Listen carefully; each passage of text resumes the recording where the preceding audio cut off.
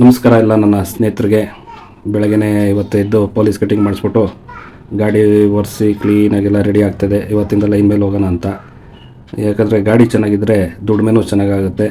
ಹಂಗಾಗಿ ಎಲ್ಲ ಆಯಿಲ್ ಚೆಕ್ಕೆಲ್ಲ ಮಾಡಿಬಿಟ್ಟು ಒಂದು ರೌಂಡು ಫುಲ್ಲು ಸೀದಾ ಎಲ್ಲ ಒಂದು ಸುತ್ತ ಹಾಕ್ಬಿಟ್ಟು ಗಾಡಿಯೆಲ್ಲ ಒರೆಸಿ ಕ್ಲೀನಾಗೆಲ್ಲ ರೆಡಿ ಮಾಡಿ ಇವತ್ತಿಂದ ಲೈನಿಗೆ ಪ್ರಾರಂಭ. ಅಷ್ಟೊತ್ತಿಗಾಗಲೇ ನಮ್ಮ ಹುಡುಗ ರೆಡಿಯಾಗಿ ನಿಂತಿದ್ದ. ಅವನ್ನ ಕರ್ಕೊಂಡು ಸ್ಕೂಲ್ ಹತ್ರ ಡ್ರಾಪ್ ಹಾಕಬೇಕು. ಬೆಳಗ್ಗೆ ದಿವಸ ಡ್ರಾಪ್ ಹಾಕಬೇಕು. ಯಾಕಂದರೆ ನಮಗೂ ಧೈರ್ಯ. ಯಾಕಂದರೆ ಮಕ್ಕಳನ್ನ ಅವರು ಸ್ಕೂಲ್ ಒಳಗೋಗೋವ್ರಿಗೂ ಕಾದೆ. ಅಲ್ಲಿಂದ ರೆಡಿ ಆಗಿಬಿಟ್ಟು ನಮ್ಮ ದೇವ್ರಿಗೊಂದು ಕೈ ಮುಗಿದ್ಬಿಟ್ಟು ಆಗಲೇ ಕಾರ್ 1,000 ಕಿಲೋಮೀಟ್ರ್ ಓಡಿತ್ತು. ಇವತ್ತು ಫಸ್ಟ್ ಸರ್ವಿಸ್ ಇತ್ತು. ಸರಿ ಅಂದ್ಬಿಟ್ಟು ನೋಡಿ ಅಲ್ಲಿಂದ ರೆಡಿಯಾಗಿ ಶೋರೂಮ್ಗೆ ತೊಗೊಂಡೋದೆ. ಶೋರೂಮ್ ತೊಗೊಂಡೋಗ್ಬಿಟ್ಟು ಫಸ್ಟ್ನೇ ಸರ್ವಿಸಿಗೆ ಬಿಟ್ಟು ಅಲ್ಲಿಂದ ಬಂದು ಲೈನ್ ಮೇಲೆ ಹೋದೆ.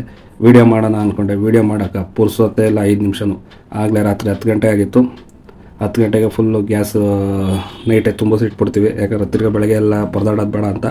ಅಲ್ಲಿಂದ ಬರ್ಬೇಕಾದ್ರೆ ನಮ್ಮದೊಂದು ಗಾಡಿ ಬಂದು ವೀಲಿ ಆಗ್ಬಿಟ್ಟಿತ್ತು. ಹೇಳ್ತಾರಲ್ಲ, ಅತಿ ಹಸು ಗತಿಗೇಡು ಅಂತ.